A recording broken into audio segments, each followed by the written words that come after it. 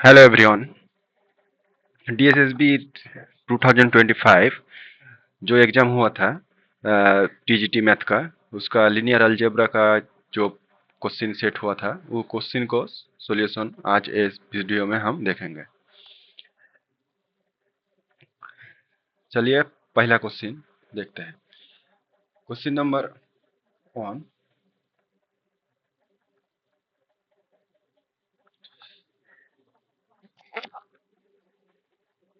Question number 1 दे रखा है इस पर, इन रो echelon form, if a row not consist entirely of zero, then the first non-zero number in the row। बोल रहा है कि रो एसिलोन फॉर्म में इफ ये row does not consist entirely zero, does not entirely zero, पूरा रो जीरो नहीं होगा, तो then the first non-zero number is, then the first non-zero number, जो नंबर फर्स्ट नॉन जीरो होगा वो क्या होगा, वन होगा। हम जानते हैं जे कोई जीरो, कोई रो सारे के सारे एलिमेंट जीरो हो सकता है, 0 1 0 0 ऐसा हो सकता है। जो एलिमेंट जीरो हो जाएगा उस कलम का, उस नंबर के बाद जो नंबर होगा सब जीरो होगा। इसके बाद में जीरो वन हो सकता है, लेकिन इसका पहले जीरो नहीं हो सकता, इसलिए इस आंसर का आंसर होगा वन। देन ये क्वेश्चन नंबर वन है। क्वेश्चन नंबर टू बोल रहा है रो एक्विलोन फॉर्म ऑफ द मैट्रिक्स। ये एक मैट्रिक्स दे रखा है इस पर, इस मैट्रिक्स को रो एक्विलोन फॉर्म में लिखना बोल रहा है। तो रो एक्विलोन फॉर्म हम लिखते हैं 4 3 -2 1। इस पर चेंज कर रहा हूँ R2 को R2 +2R1। तो इस पर हो जाएगा 2 प्लस -2 0, 2 इंटू 4 8 8 -3 इक्वल टू 5, फिर 3 into 2 6 -1 equal to 5, -2 into 2 plus 0 0, 2 2 plus 5 हो जाएगा। इस दोनों रो को, तो R3 को हम R3 को चेंज कर रखा करता हूँ, R3 को R3 +R1। तो इस रो पर हो जाएगा 0 10 10 0 10। इस तरह इस रो को चेंज कर रहा हूँ, R4 को R4 को चेंज कर रहा हूँ R4 +3R1। तो इस नंबर पर हो जाएगा 0, 3 इंटू 4 इस पर 15, इस पर 15, 3 into 3 9 9 plus 6 equal to 15, 0 3 into 15। इस ये ऑपरेशन के बाद ये मैट्रिक्स आ गया। उसके बाद देख पा रहा हूँ इस नंबर, इस सेकेंड रो को मल्टीपल करके थर्ड रो मिल जाएगा, और सेकेंड रो को मल्टीपल बाय 3 करके थर्ड रो मिल जाएगा। इसलिए ये दोनों रो क्या है, लीनियरली डिपेंडेंट रो है। जो लीनियरली डिपेंडेंट हो है उसको हम डिलीट कर देता हूँ। इसको 5 से डिवाइड करते हैं, बाद मिल जाएगा 5 से डिवाइड कर देता हूँ 0 1, और ये दोनों रो डिपेंडेंट ऑन R2, देन इस दोनों को हम 0 लिख सकते हैं। फाइनली ये है मेरा रो एक्विलोन फॉर्म। रो एक्विलोन फॉर्म। तो इस आंसर देखता हूँ, answer option number 2 same same मिल रहा है। इस रो एक्विलोन फॉर्म, इस मैट्रिक्स का रो एक्विलोन फॉर्म ये है। Next problem number 3। Problem number 3 बोल रहा है let T be a linear operator on C square given by T Z equal to, एक लिनियर ऑपरेटर दे रखा है, देन द एडजॉइंट ऑपरेटर पूछ रहा है कि एडजॉइंट ऑपरेटर क्या होगा। एडजॉइंट ऑपरेटर का मतलब है कोई ट्रांसपोज करके, एडजॉइंट करके उसका ट्रांसपोज, यह है एडजॉइंट का मतलब। कोई एक मैट्रिक्स है, ये एक मैट्रिक्स, ये मैट्रिक्स का एडजॉइंट ऑपरेटर करने का मतलब है इसको इसको एडजॉइंट करेंगे, उसके बाद ट्रांसपोज कर देंगे। तो ऐसा ही लिख रखा इस पर जो टी जेड डब्ल्यू दे रखा है, Z plus I W, I Z plus W, इसको हम मैट्रिक्स में लिखने के बाद मिल जाएगा ए आई जेड डब्ल्यू, ये मिल जाएगा मैट्रिक्स। उसके बाद टी एक मैट्रिक्स है, ये मैट्रिक्स को क्या करना चाहिए, ट्रांसपोज करना चाहिए। पहले एडजॉइंट, उसके बाद ट्रांसपोज। एडजॉइंट करने के बाद क्या मिल जाएगा, माइनस जेड माइनस आई ओमे डब्ल्यू प्लस डब्ल्यू। इसके बाद इस मैट्रिक्स को ट्रांसपोज करेंगे, तो Z minus I W Z. इस मैट्रिक्स को हम लीनियर ट्रांसपोज में लिखेंगे जब, तब मिल जाएगा, क्या मिलेगा, Z minus I omega comma minus I Z Z plus omega. उसके हिसाब से आंसर होगा, answer number option number 1, option number 1 होगा आंसर। इसका ये ऐसा भी कर सकता हूँ, जो ट्रांसपोज दे रखा है उसको क्या कर देंगे हम, एडजॉइंट लगा देंगे। तो उसका जो कॉम्प्लेक्स कॉन्जुगेट है उसका पहले साइन चेंज हो जाएगा, प्लस के जगह माइनस, प्लस के जगह माइनस। तो ये है मेरा answer. Next question, question number 4 देख रखा है, लीनियर ट्रांसफॉर्मेशन से बोल रहा है if T is a linear transformation on we three F, so that ये एक ट्रांसफॉर्मेशन है, इस ट्रांसफॉर्मेशन को एडजॉइंट बार कर बोल रहा है, एडजॉइंट। तो इस ट्रांसपोज को हम मैट्रिक्स से लिख सकता हूँ, 1 1 0 0 ऑन 0 1 ऑन 0, ये है एक मैट्रिक्स। इस मैट्रिक्स को क्या करना चाहिए, एक मैट्रिक्स स्टार मतलब है ये ट्रांसपोज, ये एडजॉइंट उसका ट्रांसपोज। तो इसका सभी रियल नंबर है, तो ट्रांसपोज करने के बाद क्या मिल जाएगा, वो सिमिलर मिलेगा। कॉम्प्लेक्स का साइन चेंज होता है, इमेजिनरी का साइन चेंज होता है, फिर रियल का नहीं। इसका ट्रांसपोज करूंगा तो क्या हो जाएगा, 1 1 0 0 1 0 0 1 1 1। ये है मेरा एडजॉइंट मैट्रिक्स। इसको हम कैसे लिखेंगे, ट्रांसपोज आकार में लिखेंगे। पहले कैसे होगा, A star A one B one C one equal to A one plus C one. ये है ए वन का कोफिशिएंट, ये है बी वन का, ये है सी वन का। ताले A one plus C one comma A one plus B one plus C one plus A comma C one. ये ऑप्शन नंबर किस में दिखाई दे रहा है, ऑप्शन नंबर ए 1 में दिखाई दे रहा है। तो आंसर होगा option number A. Next question, question number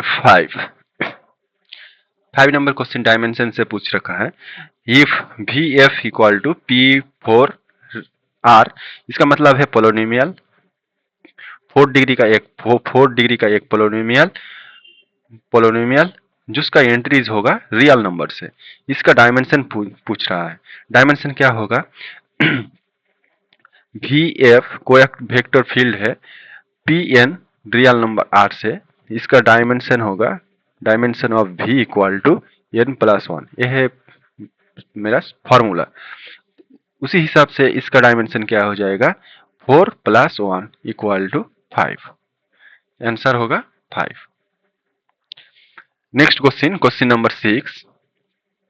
question number 6 invertible operator से पूछ रहा है ऑन हिल्बर्ट स्पेस का इन्वर्टिबल ऑपरेटर टी एक टिप है। तो इसका एक रिजल्ट होता है, उस रिजल्ट के बारे में यहाँ से पूछ रखा है।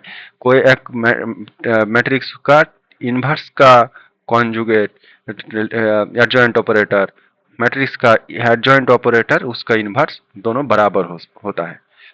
ये है मेरा इनवर्टिबल ऑपरेटर हिल्बर्ट स्पेस के एक प्रॉपर्टी, उस प्रॉपर्टी के बारे में यहाँ से ऑप्शन देख रखा है, तो इसलिए आंसर होगा option number 3। Question number 7, question number 7 inner product से पूछा है, let X and Y be two vector in real inner product space such that the X and Y X is orthogonal to Y, X is orthogonal to Y, इसका मतलब है X into Y equal to dot product 0।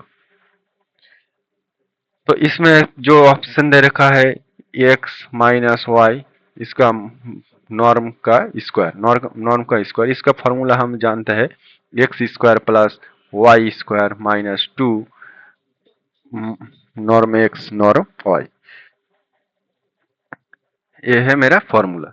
तो जो दिया रखा है इस पर, जो X is orthogonal to Y, that means X dot product Y is 0, that means it is a 0, it is 0, then finally answer is norm x square plus norm y square, जो दिखाई दे रहा है ऑप्शन नंबर 2 पर, यह है मेरा answer. Next question number 8, question number 8 बहुत अच्छा क्वेश्चन है। इस क्वेश्चन है डायगोनल एलिजिबिलिटी से, डायगोनल एलिजिबिलिटी से एक क्वेश्चन है। क्या दे रखा है, ये बी ए 3 क्रॉस 3 मैट्रिक्स, ए एक 3 क्रॉस 3 का मैट्रिक्स है, 3 क्रॉस 3 का मैट्रिक्स है, with a single eigen value lambda, इसका एक ही आइगन वैल्यू है लैम्डा, मल्टीप्लिसिटी 3, 3 टाइम्स लैम्डा है इसका eigen value, then which of the following about A, ये ए वाला इज डायगोनलाइजेबल, कोई जरूरी नहीं है जो हर आइगन वैल्यू सिमिलर होगा तो वो डायगोनलाइजेबल होगा, कोई जरूरी नहीं है। ये इज डायगोनल चाहिए geometric multiplicity of lambda is 3। हाँ, ये है मेरा एक रिजल्ट, जो मैट्रिक्स का A M lambda I equal to G M lambda to I, इसका बराबर होगा, हर हर आइगन वैल्यू के लिए ए एम जी एम बराबर होगा, तभी उस मैट्रिक्स को हम डायगोनलाइजेबल बोल सकते हैं।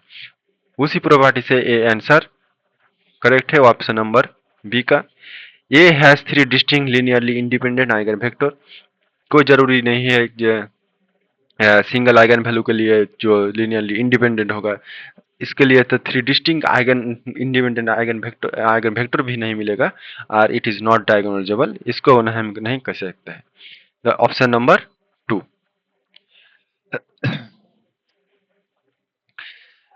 Algebraic AM means algebraic multiplicity, जो आइगन वैल्यू जितने टाइम होगा वो है मेरा आइगन वैल्यू का एल्जेब्रिक मल्टीप्लिसिटी। और next question, question number 9,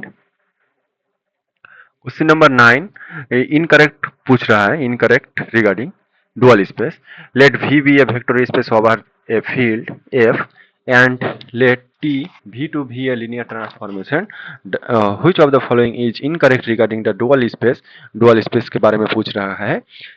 then एक नंबर ऑप्शन देख रहा है, T is injective then T star is surjective, ये करेक्ट है मेरा। टी इंजेक्टिव जब होगा टी स्टार की होगा सर्जेक्टिव होगा। टी वाला जो लीनियर ट्रांसफॉर्मेशन, टी स्टार वाला जो लीनियर ट्रांसफॉर्मेशन, कोई लीनियर ट्रांसफॉर्मेशन टी है उसका डुअल स्पेस में जो डुअल मैप होगा वो लीनियर ट्रांसफॉर्मेशन ही होगा, ये भी करेक्ट है। The kernel of T star consisting of functional that the all zero is image, kernel जो होगा, इसका जो कर्नल होगा, कर्नल में क्या मिलेगा, इसका कर्नल जीरो से मैप करेगा, वही है इस पर लिखा है the kernel of T consist all functional that are all zero image to T, ये भी करेक्ट है। T is surjective then T star is surjective, ये गलत है मेरा, ये गलत है। T is surjective then T star is injective, ये इंजेक्टिव होता है, इंजेक्टिव होता है, तो ये गलत है, तो इसलिए इनकरेक्ट पूछ रखा है, तो यही है मेरा correct answer option number 4। Next question, question number 10, 10 number question पूछा है not vector space, switch off the following is not vector space, field देख रखा है रियल नंबर। वेक्टर स्पेस का मतलब है alpha plus beta belongs to alpha V से है, बीटा भी से है वेक्टर स्पेस से, ताले then alpha plus beta belongs to V, alpha plus कोई एक स्केलर है फील्ड से, C belongs to F field से, ये है मेरा वेक्टर स्पेस होने का फॉर्मूला। देन इस पर देखा रखा है real value dot function, even function, divergent sequence, convergent sequence.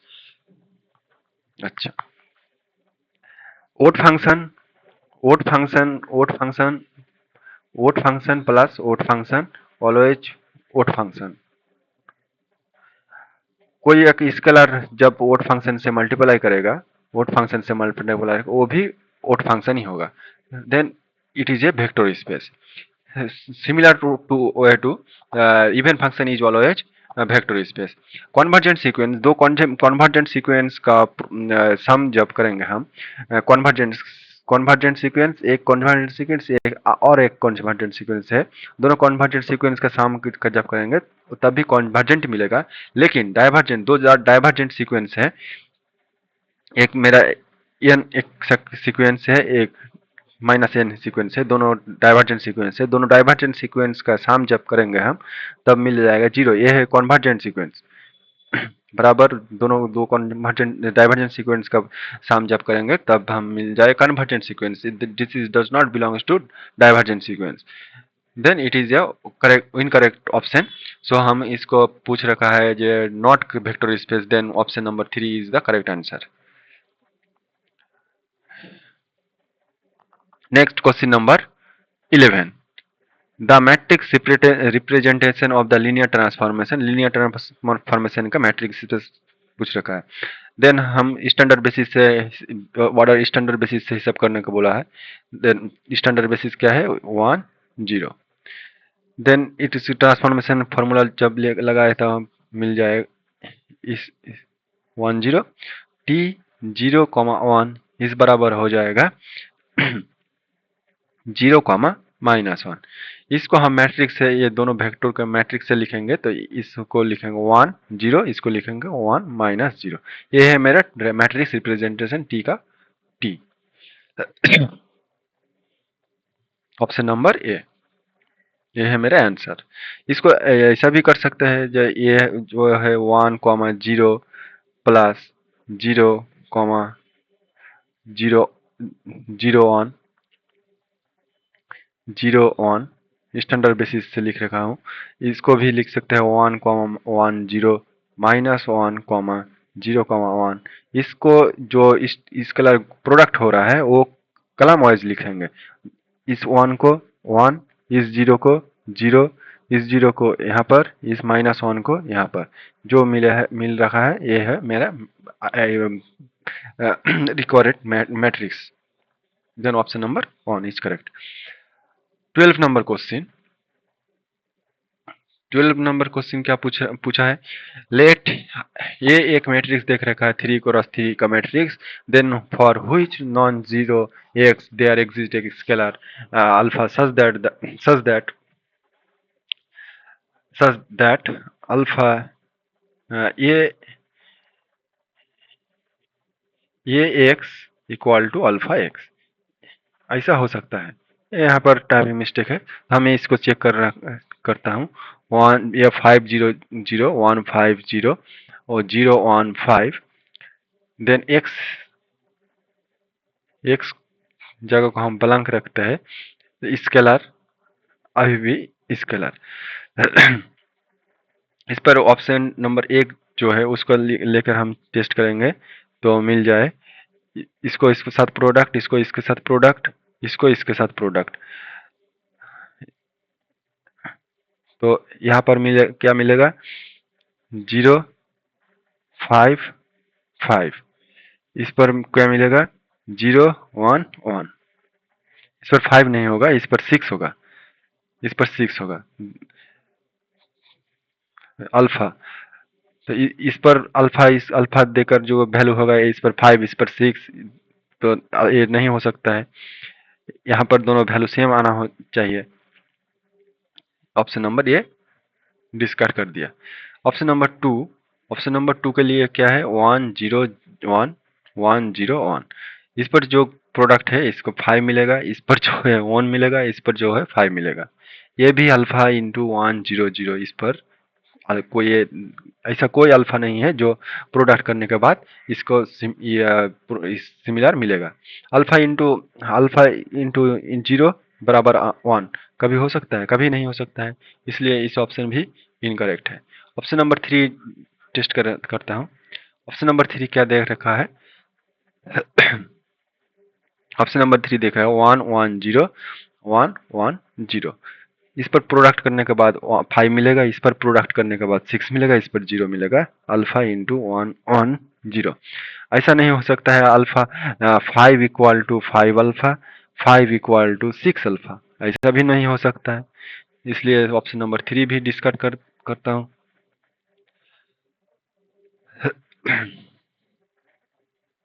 Option number three भी डिस्कस करता हूँ। उसके बाद ऑप्शन नंबर फोर चेक करता हूँ, 0 0 1 0 0 1। इस पर जो प्रोडक्ट है सब फर्स्ट रो 0 मिलेगा, सेकंड रो भी 0 मिलेगा, थर्ड रो 5 मिलेगा। Equal to alpha into 0 0 1। इस पर ऐसा एक अल्फा है जो अल्फा का वैल्यू एग्जिस्ट करता है, और इस अल्फा का वैल्यू क्या है? अल्फा का वैल्यू 5 है। इसलिए ये इस ऑप्शन आंसर माना गया। Question number 30। Question number 30 finite dimensional vector space से पूछ रखा है। W1 W2 two subspace of finite dimensional vector space V over the field F, then which of the following is correct. Then एक हम formula जानते हैं, dimension of W1 plus W2 equal to dimension of W1 plus dimension of W2 minus dimension of W1 intersection W2। एक ऐसा एक भी और formula है, W1 plus W2 equal to W1 complement 0 intersection W2 intersection 0। ये एक formula है। तो एक डायरेक्ट फार्मूला पूछ रखा है यहाँ पर। ऑप्शन नंबर टू है मेरा correct answer. Correct answer. Next question, question number 14। 14 14 number question पूछ रहा है जो which of the following is false over the vector space. Vector space के बारे में फॉल्स कौन होगा ये पूछ रखा है। The gradient of F point direction maximum increase F, ये करेक्ट होता है। Divergence of the curl of twice differentiable, divergence divergence of curl जो होगा ट्विक्स डिफरेंशिएबल करने के बाद उसका फंक्शन जीरो, ऑलवेज जीरो मिलेगा, ये भी ठीक है। Divergence of the vector field always a scale function, ये भी ठीक है। Curl of A curl vector is always zero, ये नहीं हो सकता है। कैसे नहीं हो सकता है? जो कार्ल कोई वेक्टर का कार्ल मिलेगा, उसका कार्ल मिलेगा, वो कभी जीरो नहीं होता। एक कैसा होता है? Curl of a divergence, divergence always zero होता है। Divergence of a curl always zero होता है। इसलिए इस ऑप्शन करेक्ट इनकरेक्ट माना गया, फॉल्स पूछ रखा है, इसलिए इस ऑप्शन आंसर होगा। Next question, question number 15। Which of the following is A transformation. Transformation के बारे में पूछ रखा है। ट्रांसफॉर्मेशन में लीनियर ट्रांसफॉर्मेशन दिखाई दे रहा है, ये लीनियर नहीं है, ये भी लीनियर नहीं है, ये भी लीनियर नहीं है। कैसे लीनियर नहीं है? मान लेता हूँ x1 minus 4 plus y1 minus 4, इसलिए क्या हो जाएगा? x1 plus y1 minus 8। इसको ऐसा नहीं लिख सकता है, x1 plus y1 minus 4 a minus 1 -4 बढ़ती आ गया, इसलिए ये ऑप्शन भी इनकरेक्ट है। Linear transformation only option number ए, ये है मेरा linear transformation. Next question, question number 60 number question पूछा है, not a basis, basis P3 का basis, P3 means polynomial function of R, इसका डायमेंशन है 3 + 1 = 4। सीधा सीधा दिखाई दे रहा है कि सभी में 4 एलिमेंट होगा, 1 2 3 4, 1 2 3 4, 1 2 3 4, 1 2 3 4, सभी में है।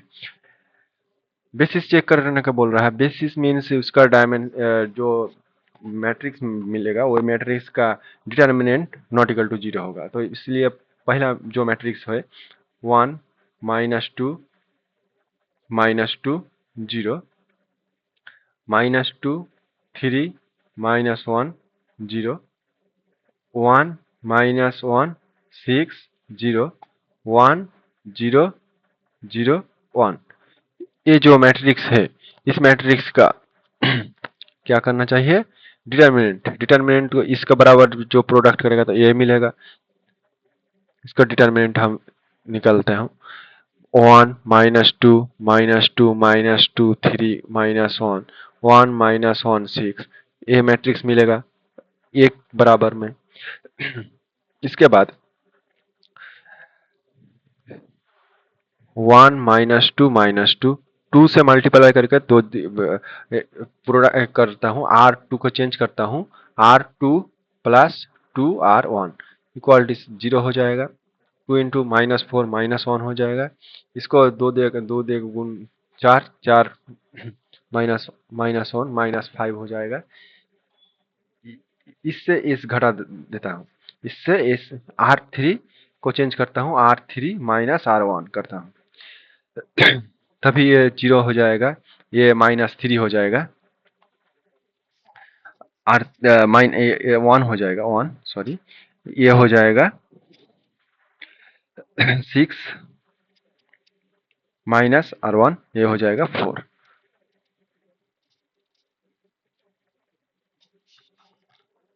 तो ये तो 0 नहीं आता है, जीरो नहीं डिटरमिनेंट 0 नहीं आता है, means it is a dependent independent, independent ही होना चाहिए बेसिस होने के लिए, था ये करेक्ट है। ऐसा सेकंड ऑप्शन को चेक करता हूँ, 1 0 0 0 1 1 0 0 1 1 1 0 1 1 1 1 0, इसका भी determinant not equal to 0, that means it is also basis. Next 1 0, next third number 0 1 1 0 0 0 0 3 0 0 4 0 1 1 1 1। इस हिसाब से इस रो में एक है, इसको काट देता हूँ, इसका जो डिटरमिनेंट होगा वो नॉट इक्वल टू 0 होगा, that means it is also basis. इस बार ऑप्शन नंबर 4 को देखता हूँ। ऑप्शन नंबर 4 में जो देख रखा है उसको मैट्रिक्स के लिखने के बाद मिलेगा 0 1 1 0 1 2 0 1 0 1 1 3 -3 0 6 6 9 0 6 9। इस दोनों रो को हम चेंज करता हूँ।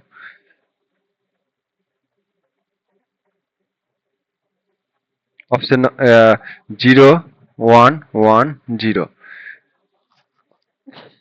1 2 0 1, इस रो से इस रो को घटा देता हूँ, 0 0 0 3, इस रो का 3 के साथ मल्टीप्लाई करके इसके साथ जोड़ता हूँ, तो 3 इंटू 0 3 इंटू 6 6 0 इंटू 6 6 3 इंटू 12, ये हो गया। इसके बाद इस रो को, ठीक है, 3 इंटू 9, ठीक है, ये मिल गया। इसके बाद इसको हम चेंज करता हूँ,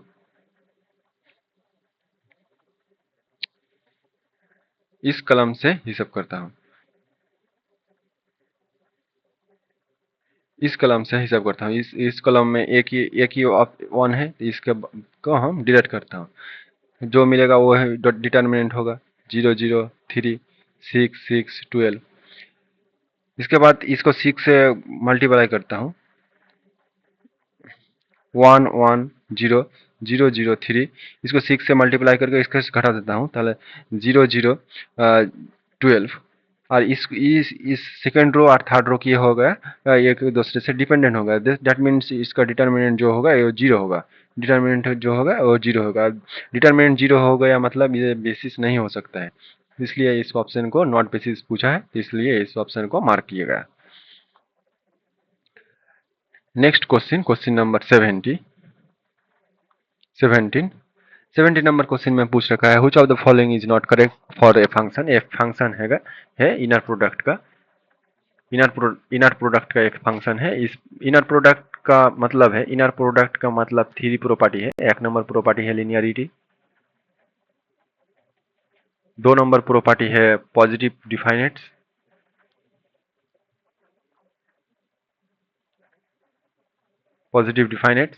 थ्री नंबर प्रॉपर्टी है सिमेट्रिक। थ्री प्रॉपर्टी होता है, और इसमें जो प्रॉपर्टी नॉट करेक्ट पूछ रखा है, तो सिमेट्रिक प्रॉपर्टी भी है, पॉजिटिव डिफिनेंस भी है, लिनियरिटी प्रॉपर्टी भी है, और एक प्रॉपर्टी एक्स्ट्रा दे रखा है जो इनकरेक्ट है, the function is continuous. Continuous हो सकता है, नहीं हो सकता है, इसलिए इस ऑप्शन को मार्क किया गया नॉट करेक्ट के बेसिस में। 18 नंबर क्वेश्चन क्या है, डायगोनल एलिजिबल से पूछा है which of the following is correct about the diagonal eligible operator T V to V on a finite dimensional vector space. Correct पूछा है, जो डायगोनल एलिजिबल होगा वो टी ऑपरेटर नेसेसरी सिमेट्रिक होना है, कोई मतलब नहीं है जो सिमेट्रिक होगा। ऐसा भी मैट्रिक्स है जो इन एंटी इसको सिमेट्रिक है, वो भी लीनियर ऑपरेटर डायगोनल एलिजिबल होगा। ओनली डायगोनल एलिजिबल ऑपरेटर दूस eigen value is one. Eigen value one होने का मतलब ही ये डायगोनल एलिजिबल है ओनली, नो। 5 6 ये भी एक डायगोनल एलिजिबल मैट्रिक्स है जिसका आइगन वैल्यू वन नहीं है, 5 एंड 6 है, इसलिए इस ऑप्शन को भी इनकरेक्ट माना गया। All eigenvalue of t must be distinct। ये करेक्ट डायगोनलाइजेबल होने का मतलब, डायगोनलाइजेबल लाइजेबल होने का मतलब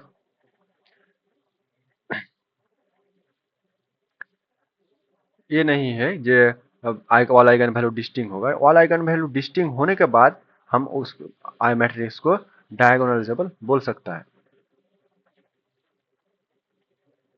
लेकिन डायगोनलाइजेबल होने का मतलब नहीं है जो ऑल आइगन वैल्यू डिस्टिंग होगा। ऐसा भी मैट्रिक्स है मेरे जो मैट्रिक्स का डायगोनलाइजेबल होगा लेकिन all eigenvalue not distinct. जो ऑप्शन नंबर 4 देखा है, the minimal polynomial T splits in linear factor. Diagonalizable होने का मतलब है जो मिनिमल पोलिनोमियल होगा, मिनिमल पोलिनोमियल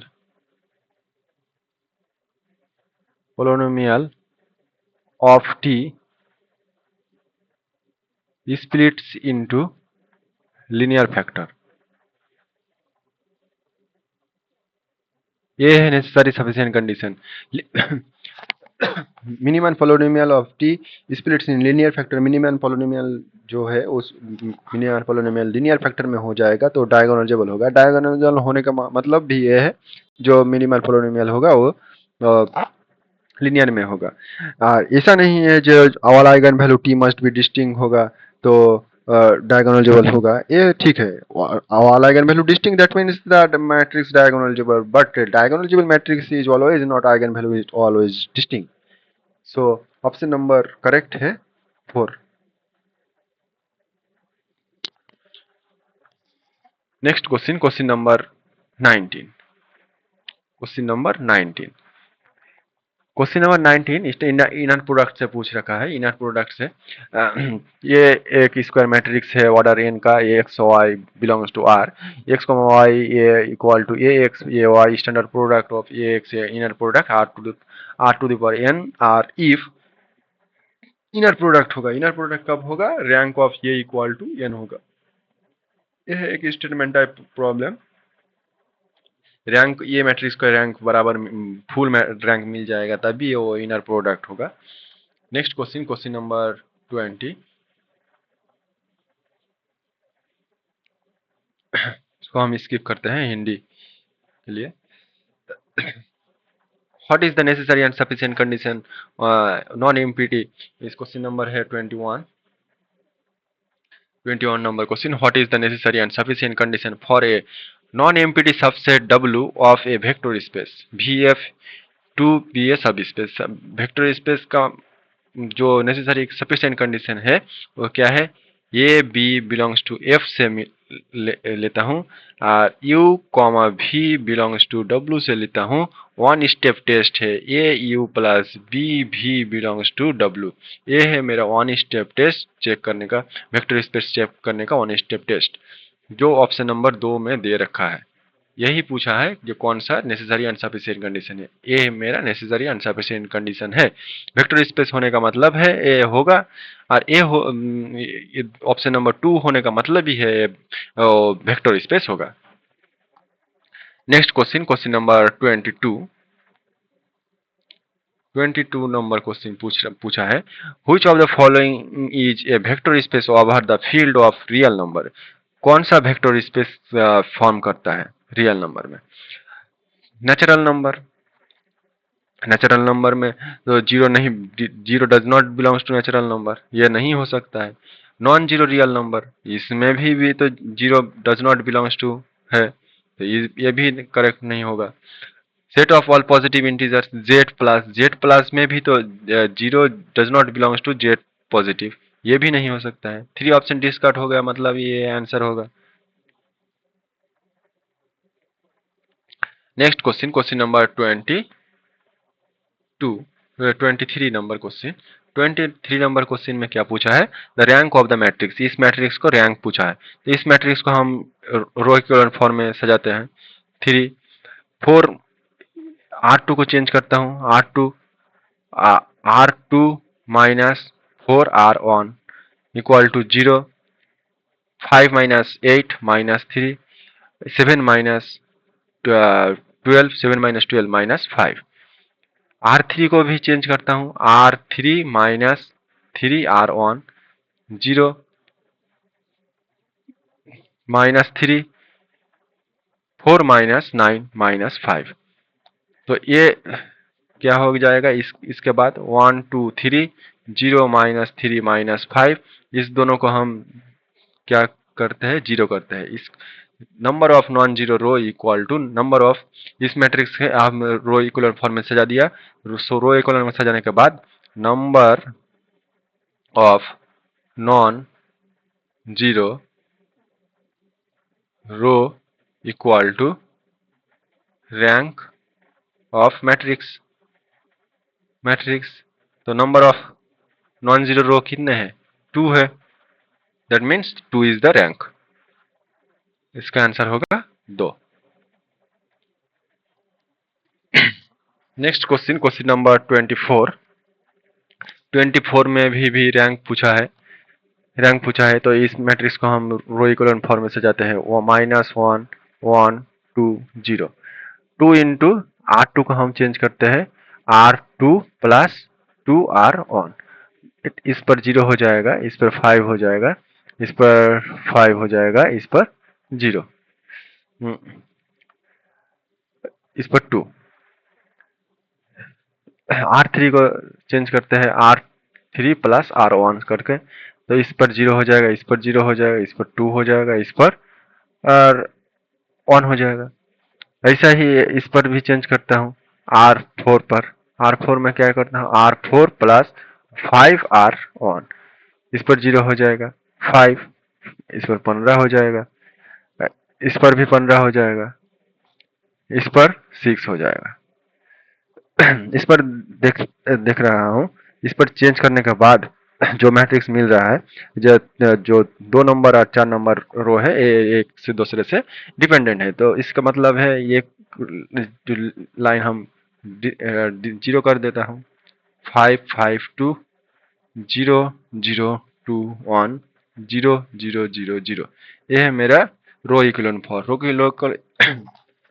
रो इक्विवेलेंट फॉर्म में जो जितने नॉन जीरो रो है वही है मेरा रैंक। कितने नॉन जीरो रो है? 1 2 3, that means 3 is the rank of matrix.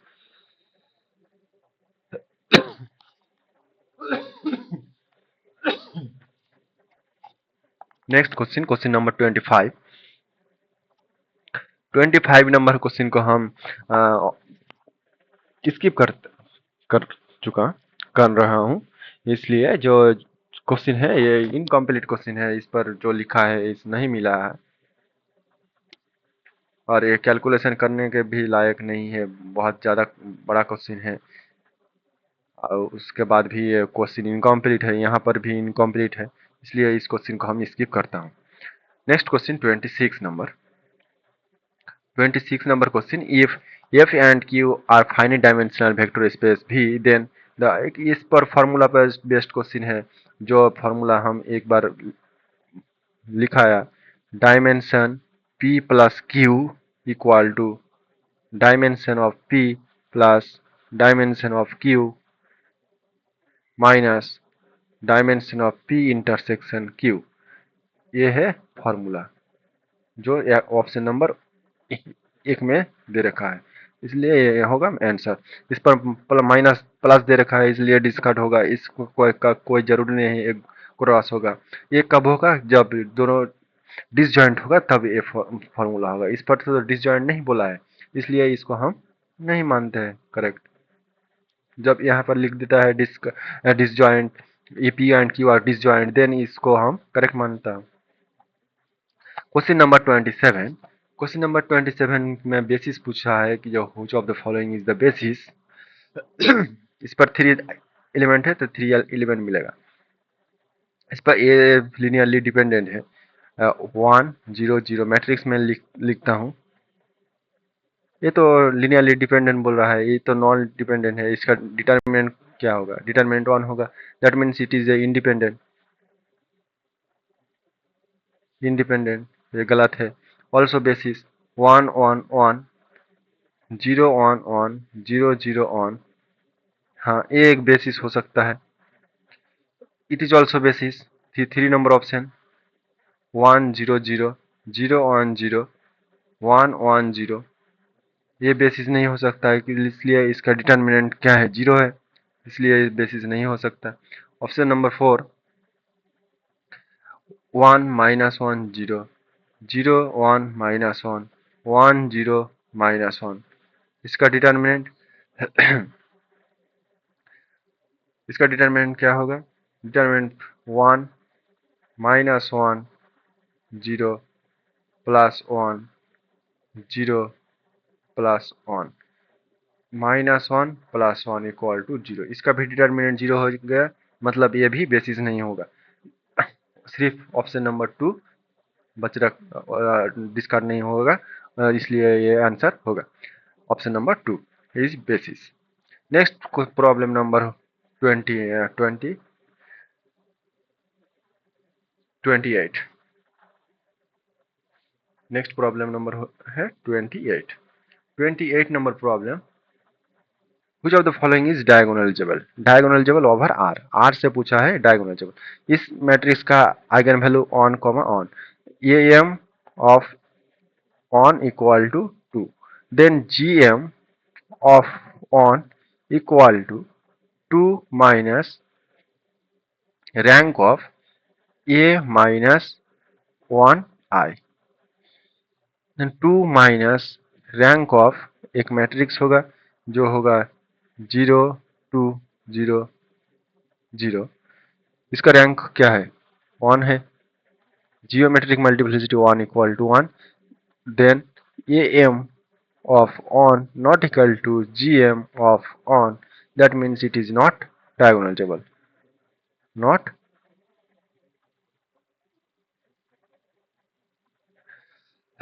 not diagonalizable। Similarly ये भी डायगोनलाइजेबल नहीं होगा, ये भी डायगोनलाइजेबल नहीं होगा, ये भी डायगोनलाइजेबल नहीं होगा। ऑप्शन नंबर 3, ऑप्शन नंबर 3 में जो मैट्रिक्स दे रखा है इसका eigen value X square minus plus 1 equal to 0, इसका eigen value x equal to plus minus iota. Plus minus iota मतलब इसका आइगन वैल्यू हमको कॉम्प्लेक्स में मिल गया, जो बोल रखा है रियल में, डायगोनलाइजेबल ओवर रियल आर, इसलिए ये भी डायगोनलाइजेबल नहीं होगा। दो डिस्टिंक्ट आइगन वैल्यू मिल रखा है, ये डायगोनलाइजेबल है लेकिन ओवर कॉम्प्लेक्स नंबर के ऊपर डायगोनलाइजेबल है लेकिन रियल के ऊपर नहीं है, इसलिए ये ऑप्शन भी इनकरेक्ट है। थर्ड नंबर ऑप्शन में दो आइगन वैल्यू क्या क्या होगा, x square plus 4x minus यहाँ पर माइनस होगा, minus X plus 3 equal to 0, X minus 3 X minus 1 equal to 0, that means x equal to 3 x equal to 1। दो आइगन वैल्यू की सिर्फ डिस्टिंक्ट मिल गया, दो आइगन वैल्यू डिस्टिंक्ट मिल गया मतलब ये डायगोनलाइजेबल है, डायगोनलाइजेबल है, इसलिए ये ऑप्शन को करेक्ट माना गया। क्वेश्चन नंबर 29, क्वेश्चन नंबर 29 में क्या दे रखा है, cardinality of x equal to n, then भी एक फंक्शन है f x to r mapping, then the then the dimension of the vector space, dimension of the vector space पूछा है। Dimension of the vector space क्या होगा, dimension of the vector space n होगा, जो cardinality of x का है वही है इसका वेक्टर स्पेस का dimension. Next question, question number 30, question number 30 में डायगोनल फॉर्म है, ये मैट्रिक्स का डायगोनल फॉर्म है, जो चार ऑप्शन दे रखा है ये सभी डायगोनल मैट्रिक्स है। डायगोनल मैट्रिक्स का मतलब ये इसका जो आइगन वैल्यू का सम होगा, इसका भी आइगन वैल्यू का सम सेम होगा।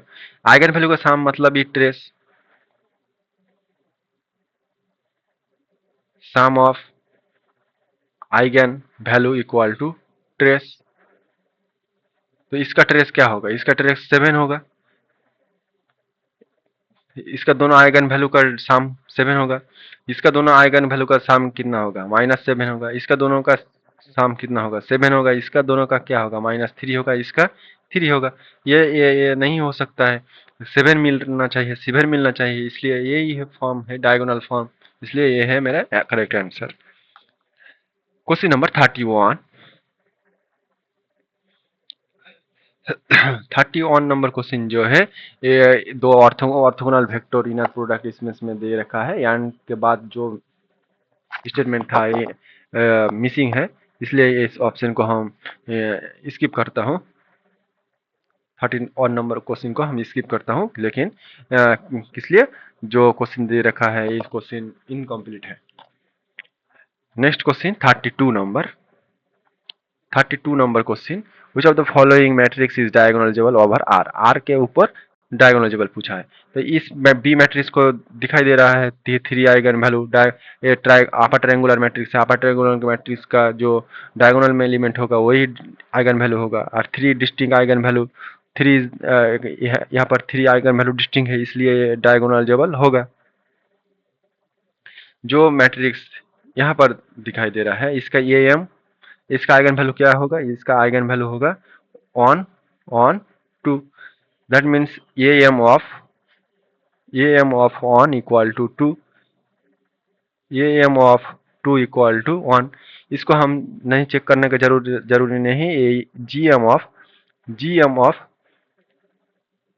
ऑफ 2 1 होगा ही होगा, 1 से बड़ा नहीं हो सकता है, इसलिए ये एम लेस होगा, जी एम लेस होगा ये से, और ये कभी भी 0 नहीं हो सकता, इसलिए ये इससे बराबर और छोटा होगा, लेकिन 0 नहीं होगा, 0 नहीं हो सकता है, तो एक ही ऑप्शन बच रखा है तो जो 1 होगा, इसलिए इस ऑप्शन को ये जी एम ऑफ 2 ना हम नहीं फाइंड करते हैं, जी एम ऑफ 1 निकलते हैं 3 minus rank of A minus lambda 1 I, then 3 minus rank of जो मैट्रिक्स मिलेगा वो मैट्रिक्स क्या होगा, मैट्रिक्स होगा 0 ऑन 0 0 ऑन 0 0 0 1 0। इसका रैंक क्या है? इसका रैंक है 1, इसलिए 3 minus 1 equal to 2। Then M of GM of 1 equal to 2। GM of equal to 2 बराबर है, इस भी बराबर है, इसलिए ये भी डायगोनलाइजेबल है।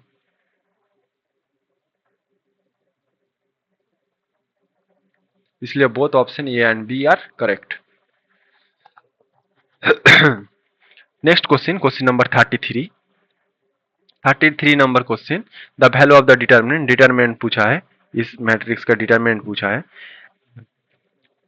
जो फर्स्ट फर्स्ट रो दे रखा है उसको हम लिख देता हूं और रो इक्वल फॉर्म में सजाता हूं, 7 1 9 8 8। इस लाइन से इस लाइन को घटा देता हूं, इस लाइन से इस लाइन को घटाने के बाद क्या मिलेगा? 3 3 3। इस लाइन से इस लाइन को घटा देता हूं, क्या मिलेगा? 6 6 6। ये दोनों लाइन क्या हो गया? ये एक दूसरे से डिपेंडेंट हो गया। कोई एक मैट्रिक्स का दो लाइन डिपेंडेंट है, इसका मतलब है determinant equal to 0। Then option number 2 is correct. Next question, question number 34। 34 number question, the largest possible number of pivot of a matrix 4। एक मैट्रिक्स देख रखा है 4 क्रॉस 6 का, 4 क्रॉस 6 का मैट्रिक्स, 4 रो होगा और 6 कॉलम, 1 2 3 4 5 6, 6 कॉलम होगा। Then can have largest possible number of pivot, pivot की हाईएस्ट नंबर कितना होगा? एक यहाँ पर हो सकता है, यहाँ पर एक हो सकता है, यहाँ पर एक हो सकता है, यहाँ पर एक हो सकता है। पाइवट मतलब on on on on, maximum two maximum 4 pivot होगा। कम भी हो सकता है, इस पर पूछ रहा है क्या? लार्जेस्ट पॉसिबल 4 होगा, इससे कम भी हो सकता है, लार्जेस्ट पॉसिबल 4 होगा। Then it the 3 number option is correct. Next question number 35। 35 number question जो इस क्लास का लास्ट क्वेश्चन है। 35 नंबर क्वेश्चन पूछा है, is a row equivalent form of the matrix. इस मैट्रिक्स का रो इक्विवेलेंट फॉर्म लिख, -1। R2 को हम चेंज करता हूं, R2 माइनस 2R1 बराबर 0 हो जाएगा। इस पर भी -5 हो जाएगा, इस पर क्या हो जाएगा? 6 हो जाएगा। ऐसा भी R3 को भी चेंज करता हूं, R3 को चेंज करता हूं, R3 माइनस 3R1, इस पर क्या हो जाएगा? 0 हो जाएगा। तो -3 -2 से -3 को घटा देता हूं, तो माइनस क्या मिल जाएगा? -5 मिल जाएगा। यहाँ पर क्या मिलेगा? 3 -3 मतलब 6 मिलेगा। दोनों रो क्या चला आएगा? दोनों रो सिमिलर हो गया, इसलिए एक रो को हम डिस्कार्ड करके 0 कर देंगे। 5 6 0 0 0, ये है मेरा row equivalent form. Option number देखिए, ऑप्शन नंबर 3 में ये दे रखा है, यह है मेरा करेक्ट आंसर। ये था आज क्लास का लास्ट क्वेश्चन। 36 से नेक्स्ट क्लास में हम देखेंगे 36 से 70 टिल 70। इसलिए चैनल को सब्सक्राइब करके रखिए, जो वीडियो अपलोड होगा आपको मिल जाएगा। Thank you.